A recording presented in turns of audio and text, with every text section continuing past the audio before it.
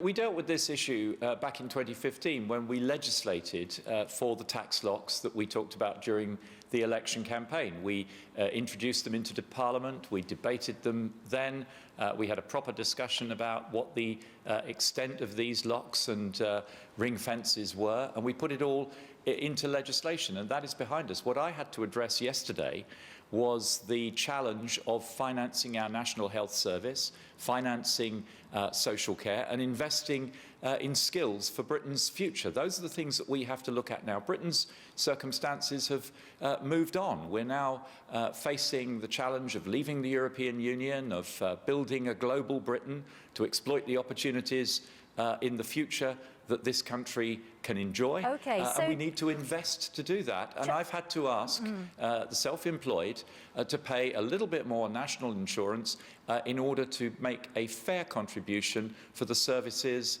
that they receive from government. The manifesto pledge, and bearing in mind that people vote on manifestos and vote on pledges, a Conservative government will not increase rates of income tax in the next Parliament. 85% of people in this country are employed, in employment, and the national insurance rates, the Class 1 national insurance rates for employers and employees raise well over 90% of the total national insurance fund.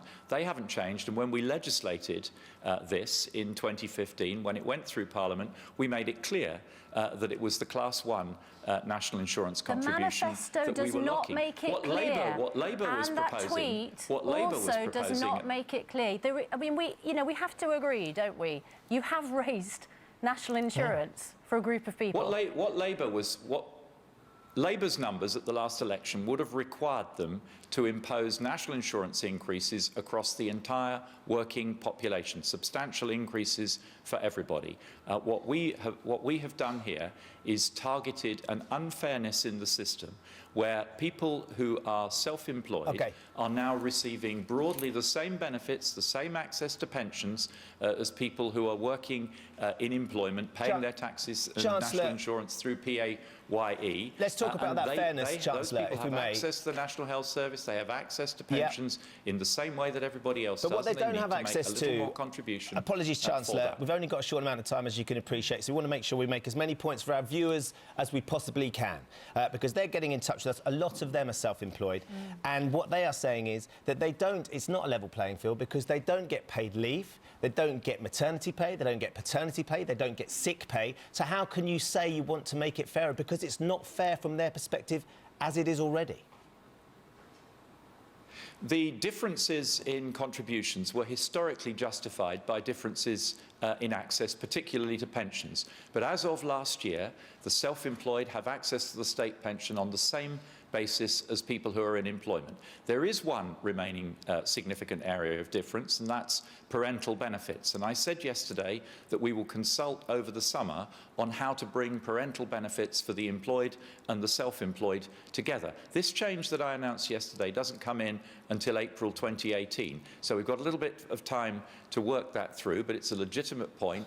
There is more work to do to bring parental benefits of the employed and the self-employed together. But the gap that used to exist between the self-employed and the employed simply no longer exists. That's going to be good to hear from the parents that are self-employed this morning. Let's hope you can actually do something about that. One of the issues with this, though, and you're saying that this was a manifesto pledge that you haven't gone back on, that it's in the detail there. You never said it was going to be self-employed national insurance that goes up. And this is a tweet that's coming from Kate on Twitter. We're talking about a politician going back on their promises. And she says, a politician going back on promises, it would be more newsworthy if he'd kept them. And that's the problem, isn't it? You can hide behind the detail and say, no, we haven't gone back on this. But to all of us at home that aren't into the fine detail, simply looks like, yet again, a politician has broken his promise because it's convenient for him to do it. Look, we're sitting here talking about this, and we can go on talking about it all morning. What happened yesterday was that we put £2 billion into social care. We put more investment into the NHS. We've transformed the way technical skills are going to be taught to the next generation, making sure that we're investing in Britain's future. We are embarking on a journey here, leaving the European Union, making our way in the world, and we have to get this country match fit. We have to make sure our public services are properly funded. We have to make sure the next generation has the skills they need to get high quality, high paid employment. That is what this government is all about doing, and that's what we should be focusing on this morning. Might there be more tax increases on the cards if you find you need the money?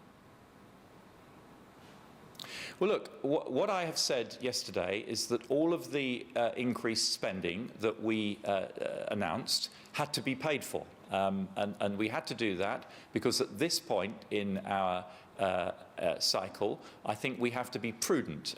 We have to make sure that we've got fuel in the tank as we go through this next couple of year period so that we're resilient, our economy is resilient, we can deal with anything that comes along.